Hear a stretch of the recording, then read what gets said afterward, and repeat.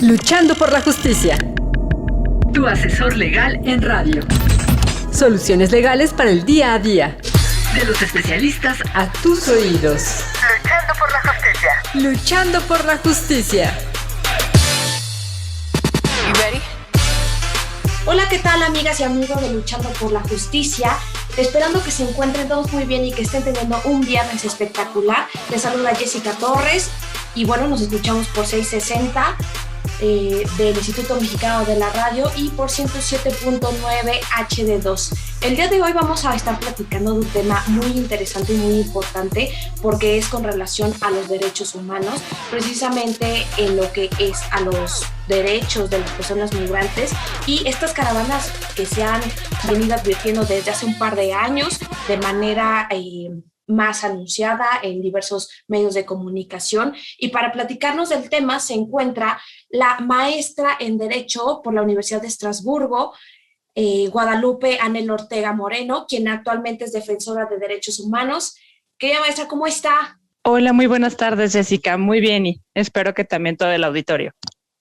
Muchas gracias. Bueno, pues estamos aquí haciéndolo de manera segura para tomar la sana distancia y tener las medidas sanitarias adecuadas para salir de esta crisis sanitaria. Pero bueno, nos podría platicar respecto del tema de caravanas migrantes, porque bueno, vimos por diversos medios de comunicación durante el 2018 y el 2019 que habían diversas acciones por parte del Estado mexicano, por parte del gobierno, en el cual pusieron en marcha el plan de acción para las caravanas migrantes. Y pues bueno, se buscaba que fuera un plan de atención para las personas que tuvieran atención médica, alimentación, hidratación, información en todos los momentos, desde su ingreso, el registro de las personas migrantes y pulseras que los pudieran identificar para acceder a diversos servicios, como ya lo mencionamos, de salud, alimentos, pero ¿cómo está el tema de las caravanas migrantes? Claro, justo retomando estos aspectos que ahora tú comentas, ¿no? De esto que en teoría tendrían que estar realizando las diferentes autoridades, que además estamos en un contexto actualmente de pandemia que ha cambiado muchísimo la breve cronología que nos decías, ¿no? Y rescatando esa parte, justo me gustaría partir incluso de el por qué ahora hablamos de caravanas migrantes, ¿no? Como tal vez muchas de las personas en el auditorio recordarán que pues el fenómeno de la migración en esta parte del triángulo norte del continente siempre ha existido, ¿no? Justo ahora hablamos de caravanas, obtenemos esta denominación específica a partir, como tú bien lo mencionas, de 2018, ¿no? Sobre todo seguramente recordarán algunas de las personas del auditorio que hubo 5 caravanas, específicamente que en el 2018 de manera consecutiva, pues plantearon, por así decirlo, un reto enorme de este lado de la frontera, ¿no? Tenemos justamente que entre el mes de octubre hubo 3 caravanas, ¿no? El 13 de octubre, 21 de octubre, 28 de octubre, 31 de octubre y terminando con el 5 de noviembre de 2018, ¿no? Fue un periodo muy tenso. Si hiciéramos un recuento incluso de la cobertura en medios, de las buenas o malas reacciones que en el momento sucedieron, justo podremos ir teniendo como los primeros pues claves de cuál ha sido la estrategia que hasta ahorita se continúa teniendo. Justo me regreso a esta parte de mencionar estas 5 caravanas porque de repente tal vez a veces se nos olvidan y sobre todo con este último año tan complejo, ¿no? De pandemia, que incluso después en enero de 2019 ocurrió otra caravana, incluso en enero de 2020 todavía ocurrieron algunos incidentes y en enero de este año también, si lo recordarán algunas y algunos, hemos tenido también varios incidentes, por así decirlo, de intentos de cruces en la frontera sur del país.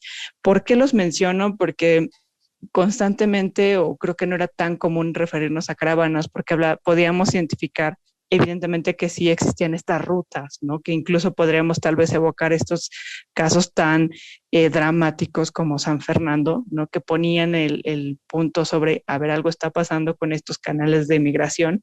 Me parece que ahora, en este contexto de las caravanas, si recordamos en el inicio, precisamente a raíz de diferentes masacres como la de San Fernando, es que las y los migrantes deciden empezar a caminar juntas y juntos, ¿no? Tal cual lo podemos recordar, uno de los incentivos era eso, ¿no? Como migrar en seguridad. En esta parte creo que también es bien importante recalcar ese origen, ¿no? De por qué incluso empieza a darse esta migración conjunta de miles de personas, porque literal estamos hablando de miles de personas que deciden ir atravesando incluso desde la propia frontera de El Salvador, de Honduras, de Guatemala y después para llegar aquí a México, ¿no? Precisamente hablando en este tema de pues las respuestas estatales, ¿no? En México han ocurrido a lo largo de estos años de diferente manera y creo que también vale la pena recordar que muchas de las políticas como las que tú mencionas o los programas que se han anunciado desde el Instituto Nacional de Migración, ¿no? La propia Comar o incluso otras autoridades que pudieran ser tal vez de los gobiernos de las entidades federativas, pues no han sido tampoco de motu propio, ¿no? Creo que sería importante también señalar esta parte, el trabajo que tal vez de repente a mí se me antoja un poco que se queda corto, ¿no? De la Comisión Nacional de los Derechos Humanos, que apenas si nos damos un clavado en lo que han hecho al respecto de, pues un poco vigilar qué es lo que ha pasado en todas estas caravanas, que los medios han cubierto de manera súper exhaustiva, ¿no? Por ahí, si recordamos, incluso en 2018, la serie de detenciones que ocurrieron de varias personas, incluso de propias defensoras y defensores que acompañaban estas caravanas. Veremos que la Comisión Nacional solo cuenta con 8 recomendaciones sobre el tema, ¿no? Y específicamente hablando ya de estos asuntos de migraciones masivas, específicamente hablaremos solamente de tal vez incluso 2 recomendaciones principalmente, ¿no? Que son la 78 de 2019 y la 50-20 del 2020, en particular esa última, ¿no? Porque es muy específica, que nos habla de lo que le pasa a 18 personas en el contexto de operativos que ocurren en Suchiate y en la frontera de Ciudad Hidalgo, ambos en Chiapas, ¿no? Pero me detengo en el tema que tú mencionabas ahorita, salud. Creo que aquí vale la pena traer a colación, y sobre todo en el contexto actual, ¿no? De todavía la pandemia que estamos atravesando, que por ahí del 2020, en la recomendación 36 del 2020, la CNDH se pronunció por 9 casos de personas que estaban de hecho alojadas en Nuevo León, y justo el tema tenía que ver con acceso a la salud, interés superior de las niñas y trato digno, porque precisamente es un poco... La verdad puede ser que se quede corta o puede ser muy dramática, dependiendo tal vez de cómo la leamos. Nos va a narrar, ¿no? Las condiciones de hacinamiento en la que ordinariamente, porque estamos hablando no de algo que no es nuevo, sino es algo que se va documentando de manera bastante consistente. No estamos hablando de condiciones de alojamiento. Pensamos que el 2020 fue un año muy dramático para todas y todos en términos de salud por la pandemia, que no solo están en condiciones de hacinamiento, sino las personas narran incluso, ¿no? El tema de presencia de fauna nociva, el tema de alimentos insuficientes, el tema de no atención médica o hasta que alguien se agrava, entonces cuando surge, ¿no? Una preocupación para atención médica, incluso en esa recomendación se habla del fallecimiento de una persona. Sin embargo, aunque pudiéramos hablar, ¿no? Que eso ocurre pues últimamente, ¿no? A raíz de estas condiciones restrictivas por la pandemia y entonces la no circulación, me parece que nos puede dar un buen parámetro, una recomendación anterior para saber cuál es el constante o la manera en que normalmente nuestras autoridades de migración pues tienen o cómo observan o cómo llevan a cabo el tratamiento de las personas que ingresan al país en una situación irregular, ¿no? Creo que para eso basta ver las recomendaciones más viejas en relación a migrantes, que son la 2 de 2015 y la 22 de 2015, en donde justamente ambas hablan de personas migrantes que fallecen en el país, ¿no? En el primer caso, la 2-2015, es un homicidio de 2 personas hondureñas en un tramo ferroviario en Palenque, Chiapas, ¿no? En el caso de la 22-2015 es una niña de Ecuador, una niña migrante no acompañada en ese entonces, que fallece en un albergue en Chiapas, ¿no? Justo un poco a qué voy con esa circunstancia en donde pues pareciera que incluso antes de un contexto prepandemia, incluso en un tema prepandemia, hay ciertas pues negligencias alrededor de cómo estamos tratando a los migrantes, es decir, qué seguridad está ocurriendo al momento en que ingresan, en el momento en que permanecen y las condiciones de detención en las que se ven obligados a quedarse aquí hasta que se realice algún trámite. Claro, y como lo comenta, resulta realmente alarmante porque pareciera que al ser a través de caravana pudieran garantizarse más los derechos humanos, podrían advertirse más razones para que se proporcionen condiciones de seguridad, de salud, de bienestar para su estancia, pero lo que nos comenta es que la realidad no es así, que se enfrentan a diversas situaciones y que, bueno, son migrantes que vienen de diversas partes de Latinoamérica, me imagino principalmente, no lo sé, eso me gustaría que nos los platicara al volver del corte, pero ese tema de las caravanas migrantes es importante porque las autoridades por parte del Estado mexicano han intervenido, pero sin embargo, como nos ha precisado la maestra Nel, no ha sido suficiente para poder garantizar la atención médica, alimentación, hidratación, un registro y la identificación al momento de ingreso de estas personas que se enfrentan hasta situaciones de fauna o de situaciones silvestres que son propias de pasar o de transitar a otro país. Vamos a una pausa y volvemos. Luchando por la justicia. Para fortalecer tu conocimiento sobre la forma ordenada y digna De vivir en la sociedad actual. Luchando por la justicia. Brinda herramientas educativas para promover la cultura de la legalidad, los derechos humanos y la perspectiva de género. Luchando por la justicia. Hola, ¿qué tal, amigas y amigos de Luchando por la Justicia? Ya estamos de vuelta después de una breve pausa y bueno, nos encontramos con la maestra Anel Ortega, quien nos está platicando sobre caravanas migrantes, nos está contextualizando sobre los derechos humanos y la vulneración en la que ellos se encuentran al tratar de transitar o pasar a otro país, sobre todo a los países del norte. Sin embargo, nos quedamos con esta interrogante: ¿de dónde provienen las personas migrantes que buscan transitar por el Estado mexicano y que pretenden llegar a Estados Unidos o a algún país de Norteamérica, como Canadá también podría ser el caso, pero sin embargo suponemos que podrían ser de Latinoamérica, más no estoy segura de ese dato, por lo cual, maestra Nel, ¿podría continuar con su intervención, por favor? Claro que sí, Jessica. De hecho, me parece súper pertinente lo que comentas, ¿no? Es un tema, de hecho, curioso, ¿no? Si alguna de las personas de nuestro auditorio ingresa incluso a la página web del Instituto Nacional de Migración, verá que está un poquito complicado consultar las cifras más recientes, ¿no? Y por experiencia propia lo que les puedo compartir, ¿no? Casi siempre hay que estar recurriendo a las solicitudes de acceso a la información sobre ese tema. Todavía incluso hasta el año 2020, justo las cifras podrían o normalmente estaban como listas a partir de enero. Ahí, si nos vamos a una representación como geográfica, de hecho llama mucho la atención que en el caso de México no nada más es migración de la región, es decir, de Centroamérica o Sudamérica, incluso tenemos migración constante de países de otras latitudes, tanto de África como Asia, creo que seguirían inmediatamente después de Centroamérica y Sudamérica. E incluso también tenemos migración constante de países europeos, ¿no? Creo que en el caso de otro continente como Oceanía sería como básicamente no tan reflejado, no se refleja o no tan representativa, ¿no?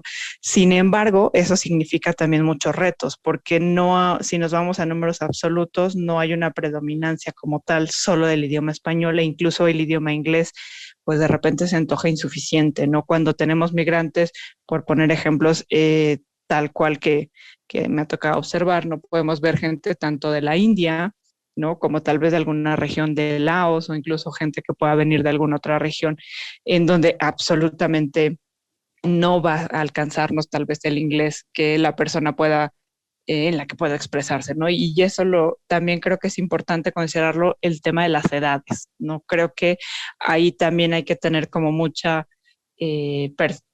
claridad en las cifras de cuántas niñas y niños acompañados y no acompañados están ingresando al país, ¿no? Sobre todo los no acompañados. Y solo mencionando las cifras disponibles del año 2020, que esas nos reflejan, por ejemplo, que en total en el país se retuvieron ante la autoridad migratoria, es decir, estuvieron en un trámite en alguna estación, 11.514 niñas, niños y adolescentes, ¿no? Me parece que es una cifra brutal, porque también eso nos puede dar un matiz de qué tanta capacidad tenemos para poder procesarla con un debido proceso, todas estas, pues tanto las peticiones tal vez incluso de asilo, refugio, si hay una devolución, porque además devueltos, además de estos 11.000, hubo 7.000.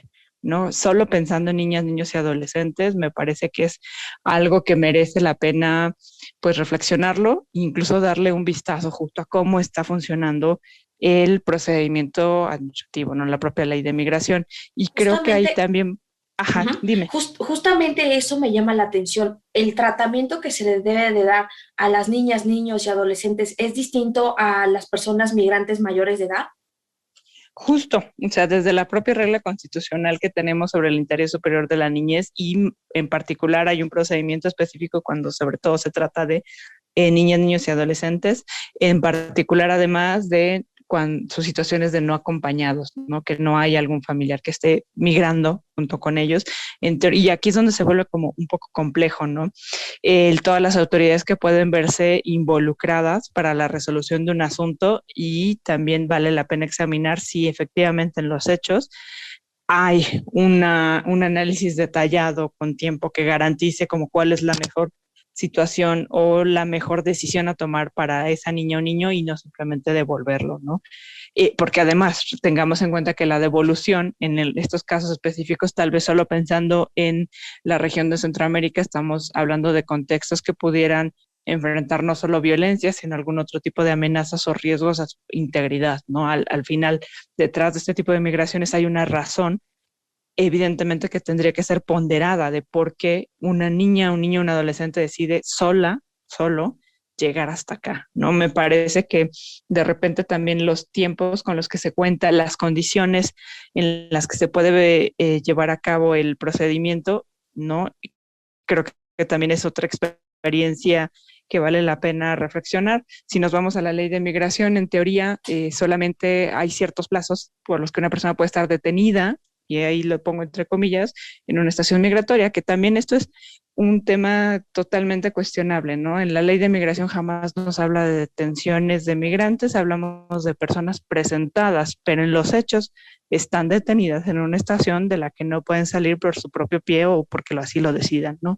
El caso de niñas, niños y adolescentes, en teoría, interviene también todo el sistema de DIF para poder garantizar, ¿no? A través de las procuradurías que están regidas ahora por la Ley General de los Derechos de las Niñas, Niños y Adolescentes, ¿no? Y ya hay un procedimiento especial para que no estén en esa especie de detención, sino que puedan estar en un albergue, ¿no? Ok. Sin embargo, Uh-huh. me parece que, uh-huh. sí.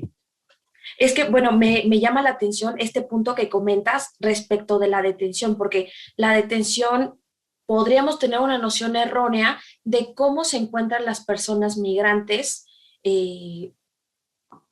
detenidas, pero ¿cómo es la detención de las personas migrantes? ¿Es igual a una estancia infantil, igual a una casa de beneficencia? No lo sé. Físicamente hablando, las estaciones migratorias o los denominados albergues, porque también así se les denomina, son centros de detención, ¿no? Si nos vamos al estándar internacional que nos habla cuando algo es un centro de detención o no, tendremos entre otras características que si la persona ingresa por su voluntad sí o no, y en este caso pues es un no, ¿no? Nadie ingresa propiamente para ser o voluntariamente para ser detenido, si la persona puede salir o no, que en este caso no pueden salir si ellos lo desean. Y un tercer punto también es si se encuentran bajo resguardo de cierto nivel de autoridad, ¿no? Y en el caso de las estaciones migratorias tenemos que están resguardadas las entradas y salidas por personal de seguridad, puede ser seguridad pública, pero generalmente es Guardia Nacional. Entonces realmente creo que no podríamos pensar en que son estancias infantiles.